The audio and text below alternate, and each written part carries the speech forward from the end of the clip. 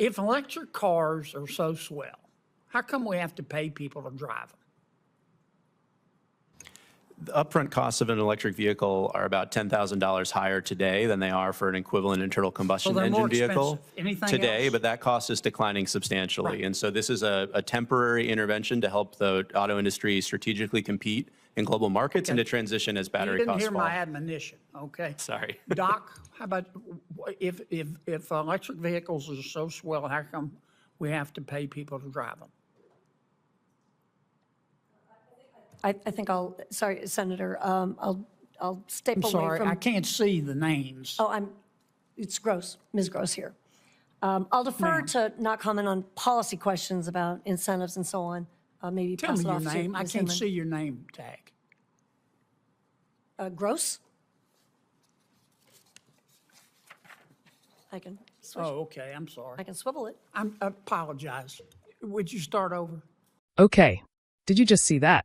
That was Senator John Kennedy of Louisiana, walking into what was clearly meant to be a polite, rehearsed Senate hearing about electric vehicles and just completely flipping the script.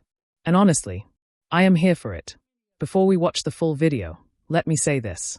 I'm not here to tell you whether electric cars are good or bad. But what Senator Kennedy just did is something that almost never happens in these hearings. He asked a simple, honest question and refused to let it go unanswered. If electric cars are so swell, how come we have to pay people to drive them? That's it. That's the whole question. And watch what happens when he asks 5 so-called experts that very question. Watch how many of them actually answer it. I'll give you a hint. It rhymes with 0. I've got opinions, and I'll save them for after we watch the full thing together, because trust me, it gets better and more frustrating as it goes on. If you're new here, welcome. Hit subscribe because this is exactly the kind of content we live for on this channel. Real conversations, real accountability, no fluff. All right, let's watch. Thank you, Mr. Chairman. Welcome to all our witnesses. I'm sorry I was late. I was in another committee. How many of you drive an electric car, own an electric car? Okay. You gentlemen don't? If you mean electric by a battery electric, no. If you mean plug-in electric, yes. Okay. Of the 3 folks who raised their hands, how many do you own gasoline-powered cars at all? No? No, Senator. No, all electric. Okay. Let me ask you all this, and please give me brief answers, because there are 5 of you, and there's only 1 of me. Okay? If electric cars are so swell, how come we have to pay people to drive them? The upfront costs of an electric vehicle are about $10,000 higher today than they are for an equivalent internal combustion they're more engine vehicle expensive. Anything today, else? but that cost is declining substantially. Right. And so this is a temporary intervention to help the auto industry strategically compete in global markets and to transition as You battery didn't costs hear fall. my admonition, okay? Sorry. Doc, how about if electric vehicles are so swell, how come we have to pay people to drive them? I think sorry, Senator, I'll step I'm away sorry, from. I can't see the names. Oh, it's Gross, Ms. Gross here. I'll defer to not comment on policy questions about incentives and so on.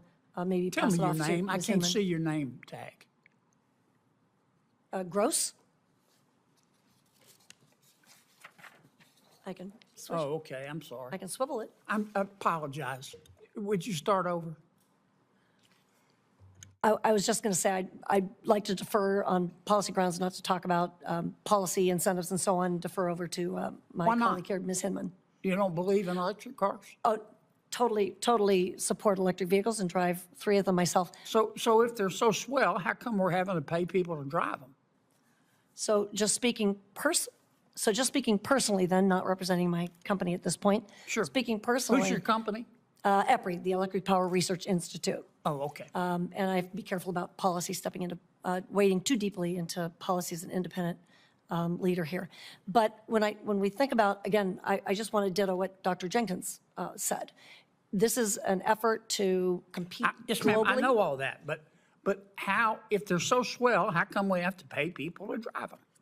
Well, maybe then the quick answer for me is I didn't take advantage of incentives, but I also bought used vehicles on the market.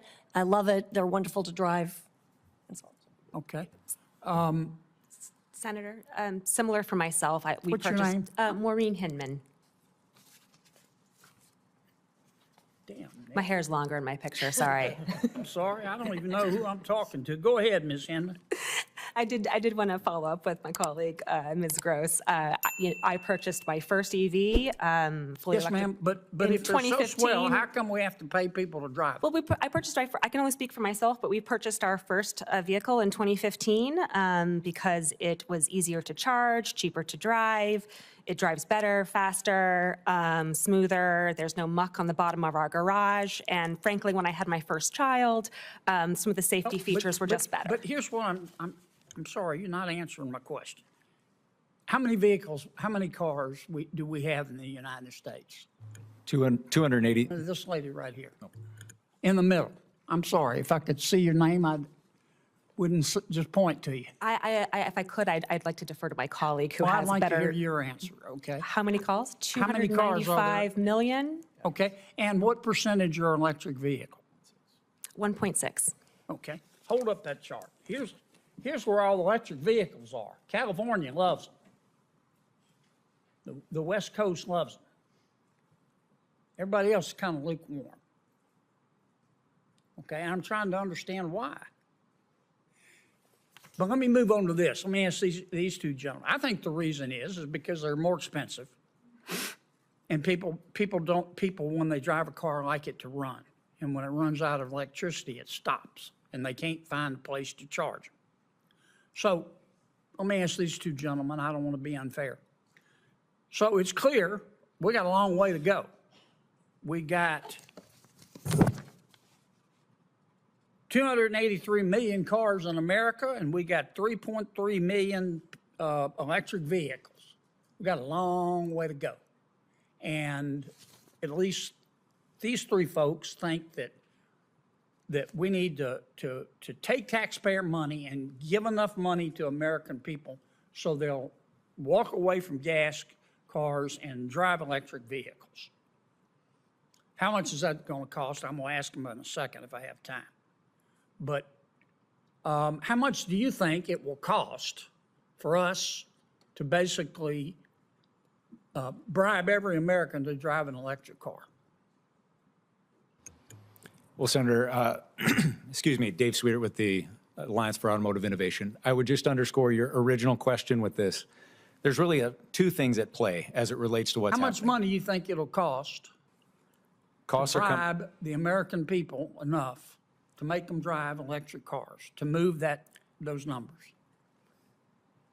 electrification's increasing as it relates to cost. Only a fraction of currently eligible How much do you vehicles think are it'll eligible cost? for the federal tax credit. So How much do you think it'll cost, David? Senator, I think I quoted earlier I'm that calling on you, sir. Apologies. How much do you think it'll cost? it ultimately depends on You consumer don't know, adoption. do you? We don't have an exact figure. You no, think we ought Senator. to just keep throwing money at it until we hit the jackpot? How about you, Mr. Davis?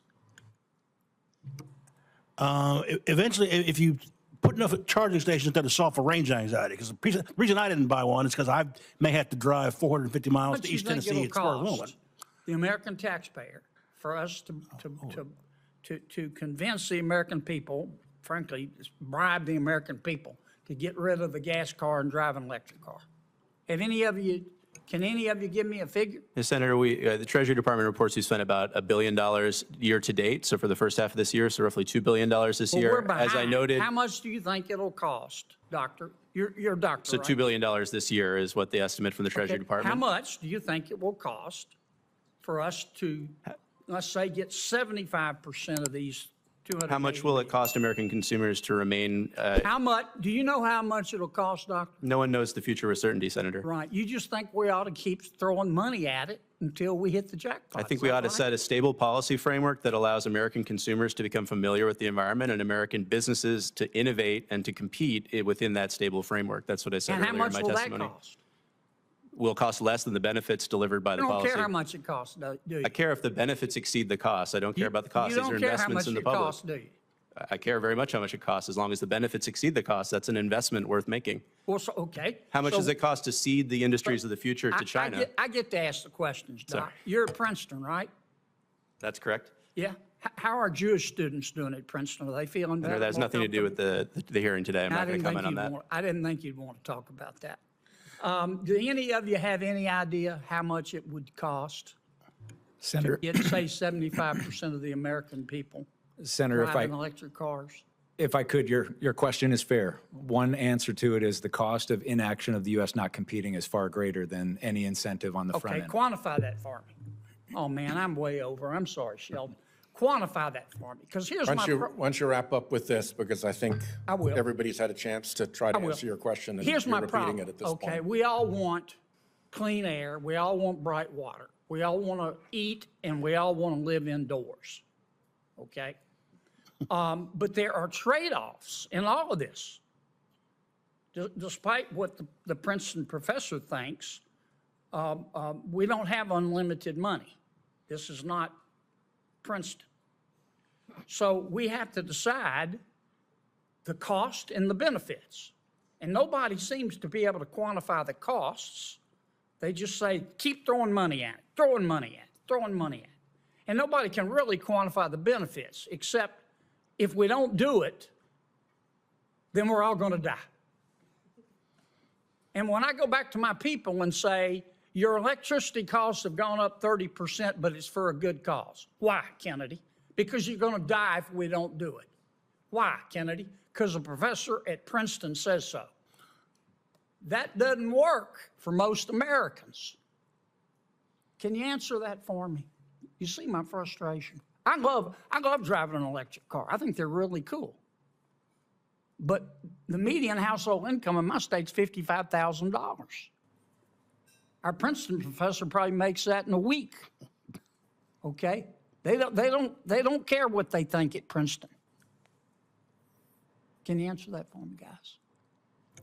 I can't answer how much it's going Good. to cost, but I can tell you that just last year alone, China in the EV market subsidized it by $12.4 billion, and that's their annual spend. It's more than, even with in our best year, it's more than And two-thirds of the China's United doing States great, spends. but let me ask you a question. How much will it cost China to become carbon neutral by 2050? I am very concerned, well, they won't, but I'm more concerned about the How much risk would it to the cost U.S. them? economy of How losing much the would auto it- manufacturing industry. How much would it cost them? Do you know? See, nobody talks about the cost. I'll tell you how much it'll cost them. It'll cost them $1 trillion a year, starting today, to be carbon neutral by 2050. You know how much it'll cost Russia? $250 billion a year, 3 times what their defense budget. Now, if you believe that Vladimir Putin is going to spend $250 billion for climate change, then you'll never own your own home. So we go spend all this money, which y'all can't quantify. We just keep spending. They don't spend the money. They're at an advantage, and you know how much world temperatures are lowered? None. Zero, zilch, nada. And I can't believe our chairman hadn't cut me off. But I am done. Now's your moment. Thank I you, am Senator done. Kennedy, for your enthusiastic participation. Then we talk. All right, we're back. And my opinion from the intro has not changed. If anything, it's gotten stronger. Senator Kennedy deserves real credit here. He came into that hearing with one job, to get a straight answer, and he held that line the entire time. He was funny, he was sharp, and underneath all the Southern charm, he was making a genuinely serious point that most people in Washington are too afraid to make out loud. The question was not complicated. If the product is good enough to stand on its own, why does the government have to bribe people to buy it? That is a fair question. And the fact that 5 witnesses, 5 people invited specifically to speak on this topic, could not give a direct answer tells you everything. Now let's talk about those witnesses, because I want to be fair. Dr. Jenkins talked about needing a stable policy framework. Fine, that's not a crazy thing to say in isolation. But Senator Kennedy wasn't asking about frameworks. He was asking about dollars and cents. How much is this going to cost? And instead of a number, He got a philosophy lecture. That's not an answer, that's a dodge. Miss Gross said she'd prefer not to comment on policy incentives. Fair enough, professional boundary respected. But then what are you there for? Miss Henman was at least passionate and personal about it. Bought her first EV in 2015, drives 3 of them, loves them. And honestly, good for Miss Henman. That's a real experience and it matters. But Senator Kennedy isn't arguing EVs don't work for anyone. He's pointing out they work for about 1.6% of cars on American roads. There are 283 million cars in this country and only 3.3 million are electric. That's not a revolution. That's a niche. And that chart showing where EVs are actually popular says it all. California loves them. The West Coast loves them. Everyone else is lukewarm. Senator Kennedy told you exactly why. They cost more upfront, and when they run out of charge, you can't always find a place to fill up. That's not a political talking point. That's just reality for anyone living outside a major city. Now the China argument. This is where it got interesting. The witness who brought up China's $12.4 billion annual EV subsidy was making a real point. The global race for auto manufacturing is real. But Senator Kennedy came right back with something nobody wanted to engage with. If China needs $1 trillion a year to go carbon neutral by 2050, and Russia needs $250 billion a year, which is 3 times their entire defense budget, does anyone seriously believe those countries are going to do it? And if they don't, what does America's sacrifice actually accomplish for global temperatures? The answer, as Senator Kennedy put it, is nothing. 0. And that is uncomfortable to sit with, but it is a legitimate question that deserves a real answer, not just an appeal to fear. Which brings me to the most powerful moment in the whole video. Senator Kennedy said, "When I go back to my people and say your electricity costs have gone up 30%, but it's for a good cause. Why? Because you're going to die if we don't. Why? Because a professor at Princeton says so. That doesn't work for most Americans." And he is right. The median household income in Louisiana is $55,000 a year. These are real people with real budgets. Nobody is against clean air. But there is a massive difference between wanting clean air and being able to absorb a 30% rise in electricity costs while also being asked to replace your car with something that costs $10,000 more upfront. That is not a small ask for most families. And the experts in that room could not quantify the total cost of the transition or the concrete benefits. Just keep investing. The cost of inaction is higher. Okay, but how much higher? Show the number. If the case is so strong, make the case. That's what I respect about Senator Kennedy's approach. He's not saying EVs are evil. He keeps it light. Did you catch the Princeton joke? But the substance underneath is serious. He's saying accountability matters, taxpayer money is not unlimited, and trust us it'll be worth it is not a policy. This hearing was never really about electric cars. It was about who gets to decide how Americans spend their money, and whether the people making those decisions are willing to be honest about the trade-offs. Senator Kennedy thinks they should be. So do I. Drop a comment below. Do you drive an EV? Are the incentives worth it? Let's have the conversation down there since Congress clearly isn't having it. Like the video if you think Senator Kennedy made fair points. Subscribe if you're new, and I'll see you in the next one.